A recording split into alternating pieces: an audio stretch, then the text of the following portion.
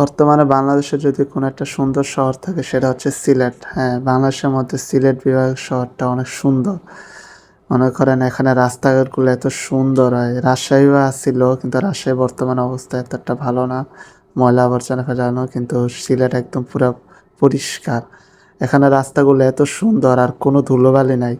ঢাকা শহরে যদি এতক্ষণ হইতাম আমার অবস্থা চুলের মুখ অবস্থা 12টা বেজে যেত ধুলবালিতে।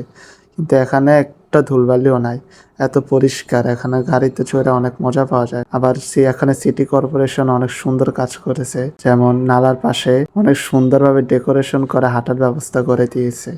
এখানে আপনি চাইলে সব ভোরবেলা এসে হাঁটাহাঁটি করতে পারেন, বিকেলবেলাও হাঁটার মাঝে আপনি বসতে পারবেন, কারণ বসার সিটও দিয়ে দিস। আর দেখেন গাইস কত সুন্দর রোড, মানে এখানে আবার আশেপাশে গাছ, মানে দুই পাশে গাছ, এটা সত্যি অসাধারণ লাগে। তো আজকে আমি চলে যাচ্ছি শাহজালাল প্রযুক্তি বিশ্ববিদ্যালয়, যেটা সিলেটের মতো অবস্থিত। সিলেটের সব থেকে নামি দামি একটা বিশ্ববিদ্যালয় এবং সবাই এটাকে চিনে থাকে। তো আমি এটার জন্য ভর্তি পরীক্ষা দিয়েছিলাম।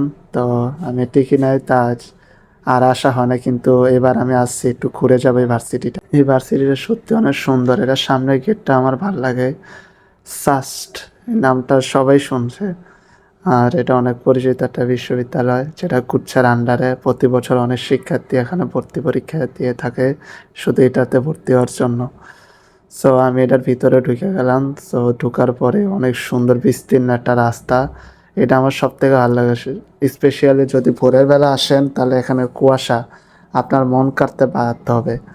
বিশ্বাস করেন এত সুন্দর, মানে আমার অনেক ভালো লাগে। আমি একটা ভিডিওতে দেখছিলাম, তো আজকে নিজ চোখে আসলাম সাক্ষী হওয়ার জন্য।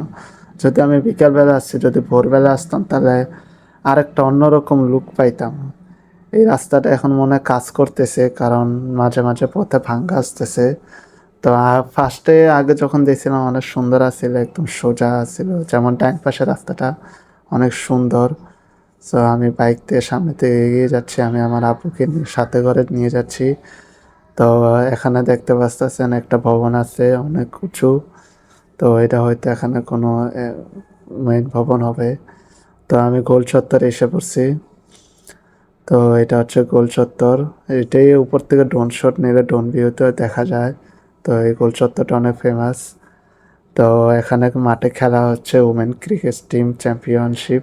তো ক্রিকেট টুর্নামেন্ট চলতেছে মেয়েদের। তো এটা হচ্ছে গ্রন্থাগার, যেখানে শিক্ষার্থীরা এসে পড়ালেখা করে। তো এটা হচ্ছে হলগুলা যেখানে আমরা আসছি। তো তো আমি এখন একটা টিলার নিচে আসছি। তো এই টিলার নিচে এখানে ফুচকা টুচকা বেচে। তো ফুচকা খাবেন। তো উপরে আছে শহীদ মিনার। তো আমি শহীদ মিনারটা দেখার জন্য উপরের দিকে হেঁটে চলে যাচ্ছি। তো হাঁটতে হাঁটতে উপরে আমি এসে পড়ছি।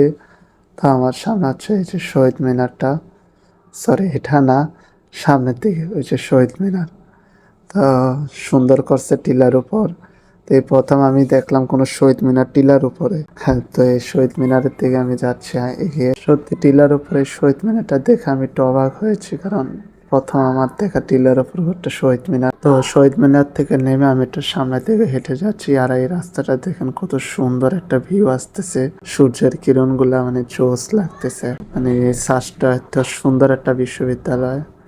যারা যারা এখানে পড়েন আমার কমেন্ট সেকশনে জানিয়েন। তো সম্পূর্ণটা ঘোরাঘুরি করে আমি আবার ব্যাক চলে যাচ্ছি, কারণ ভার্সিটিটা এত একটা বড় না, মানে শর্টে হেঁটে ঘোরা শেষ করা যায়। আর আমি বাইক দিয়ে আরো তাড়াতাড়ি ঘুরে শেষ করে ফেলছি। তো সর্বশেষ বলবো ভার্সিটিটা অনেক সুন্দর। তো আমার ভিডিও যারা দেখছেন এর মধ্যে যদি কেউ এই ভার্সিটিতে পড়ে থাকে তাহলে অবশ্যই কমেন্টে জানাবেন আর শেয়ার দিয়ে পাশে থাকবেন। আসসালামু আলাইকুম।